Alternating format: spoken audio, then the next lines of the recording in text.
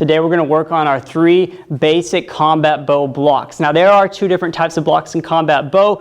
There is a blunt or direct block, which is where you completely meet force with force to stop the attack and then counterattack. And then we have deflections, which is getting it offline. And we're going to be focusing on the blunt or the direct blocks today. We have high, low, and side. Let's take a look at the high block. The high block is whenever we have an attack coming to our angle 5, 6, or 7, or excuse me, 8, which is, the shoulder, the neck. For example, 5, 6, 7, or 8, excuse me. So 5, 6, 8.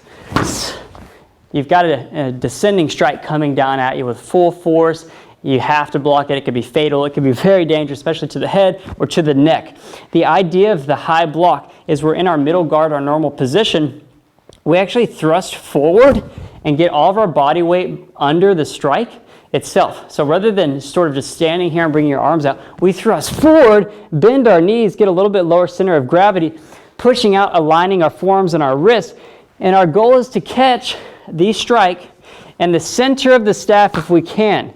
That can vary though. We may catch it farther down. If it gets closer to our hand, we may need to work on learning how to slide our hand out of the way. If it gets really far away, you could actually catch it on the outside of the staff. If you catch it on the outside of the staff though, you do need to have an angle, because if you try to maintain that, your staff's just going to be thrown to the ground. You could even lose your staff, so keep that in mind. The high block could be in the center or the edges, but the center is really our goal when we do a high block. Let's move on to the next one. We're just doing a brief overview today, and that is the low block. So a low block is whenever we're trying to defend something coming to our leg, like the outside of our leg, or coming to the outside of our other leg, coming up to the groin. These are some vital points that we want to protect. So what we're going to do, like to the outside of my leg, I'm going to actually arc the staff down, pop my hips back, and push it offensively. I'm not just pushing the staff down. I'm not keeping my feet flat. I'm popping back out of the way. I'm getting out of the way and arcing the staff down, and then recovering to counterattack if I need to after that. Now, if it comes to my open leg, the leg which is in most danger here is my front leg. What I would prefer to do is step back as I block. So I step the leg out of the way as I do my arcing low block, maintaining good stance, maintaining fluidity in my movement.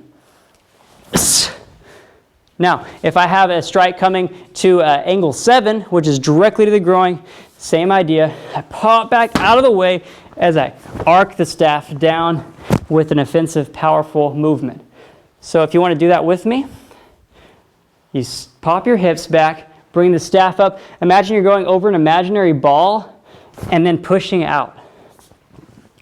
Here, pushing out over an imaginary ball and down. And why I say that is that it's an arcing movement rather than a direct push like we did for the high block, okay? Let's move on. Side block is if we have an attack coming to our ribs, our hip, coming to the outside horizontal plane. For example, here, or the other side. It wasn't a big fancy movement. I didn't flip my staff over or do something like this here. It's very basic, something that would actually work, okay? So what I'm doing here is pushing with my top hand and pulling with my bottom hand.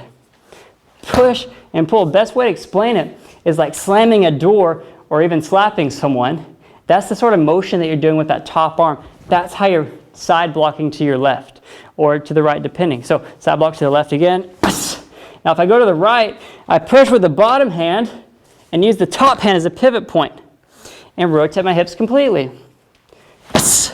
To the left, to the right, and that gives me the ability to maintain my middle guard, block my left, my right, my high, my low, and do all the different counterattacks, since the middle guard is our original position and really our safest one, since we have so much variability.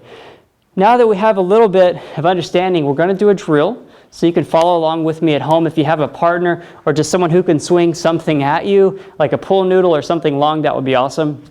If not, just imagine you have an opponent.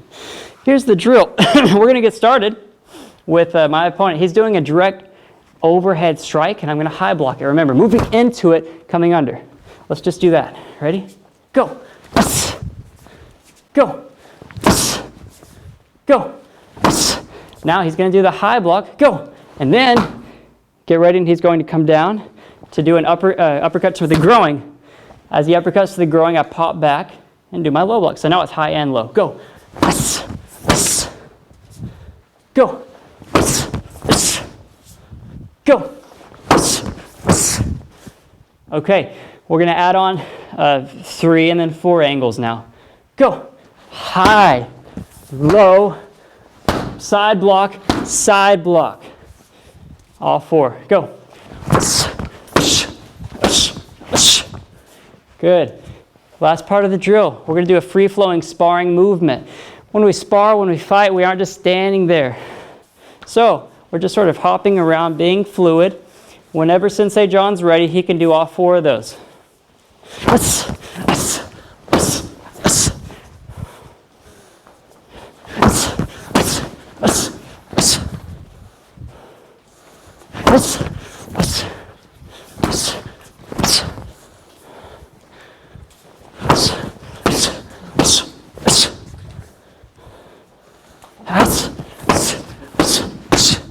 And time.